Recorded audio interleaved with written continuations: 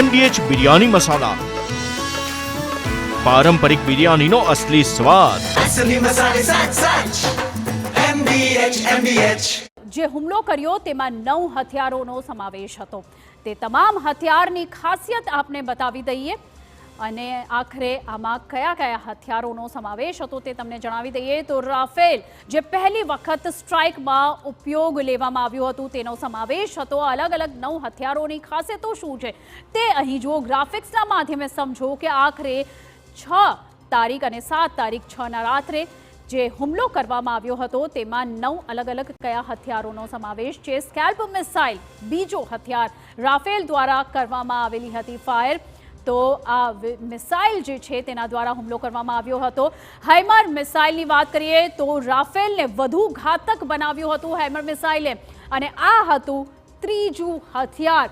સશસ્ત્ર જે તમામ હથિયારો હતા તેની અલગ અલગ માહિતી અમે તમને આપી રહ્યા છે. હેમર મિસાઇલની જે ખાસિયત છે તે ખૂબ વધુ ઘાતક બનાવે છે તેને. નાગાસ્ત્ર 1 મિશનમાં પ્રથમ વખત ઉપયોગમાં લેવામાં આવ્યું હતું. નાગાસ્ત્ર 1ની તસવીર પણ આપ અહીં જોઈ શકો છો, અને પ્રથમ વખત આને ઉપયોગમાં લેવામાં આવ્યું હતું જે દુશ્મનને જડબાતોડ જવાબ આપે છે. તમામ ટાર્ગેટ્સ જે ફિક્સ કરવામાં આવ્યા હતા, એક્ઝેક્ટ ટાર્ગેટ કરીને આ હુમલો કરવામાં આવ્યો હતો. ટેરરિસ્ટ જે કેમ્પ્સ હતા તેના ઉપર. 5મા હથિયારની જો વાત કરીએ તો S-400 ડિફેન્સ સિસ્ટમ.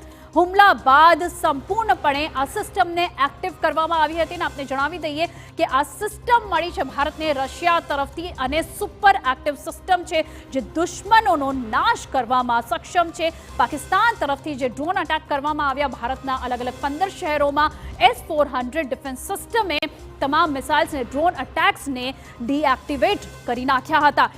છઠ્ઠું જે શસ્ત્ર છે તેની વાત કરીએ તો સ્પાઇસ 2000 બોમ્બ ગાઇડેડ ઇઝરાયલી વિસ્ફોટક છે, અને આ દુશ્મનોને ધૂળ ચટાડવા માટે સફિશિયન્ટ છે. અને કેટલી તાકાત છે ભારતની તે 9 અલગ અલગ ઠેકાણાઓ પર ભારતે પાકિસ્તાનમાં પીઓકેમાં અટેક કરીને વિશ્વને બતાવી દીધું છે, અને ખાસ કરીને આતંકવાદ સામેની આ લડાઈમાં જડબાતોડ જવાબ આપ્યો છે. 7મા હથિયારની વાત કરીએ તો ક્રિસ્ટલ મેસ મિસાઇલ છે. હવામાં હુમલો કરવામાં આ મિસાઇલ સક્ષમ છે. મિસાઇલથી પહેલા ટાર્ગેટ લોક કરવામાં આવે છે અને ત્યારબાદ હુમલો કરવામાં આવે છે. 8મા શસ્ત્રની વાત કરીએ તો મિરાજ વિમાન.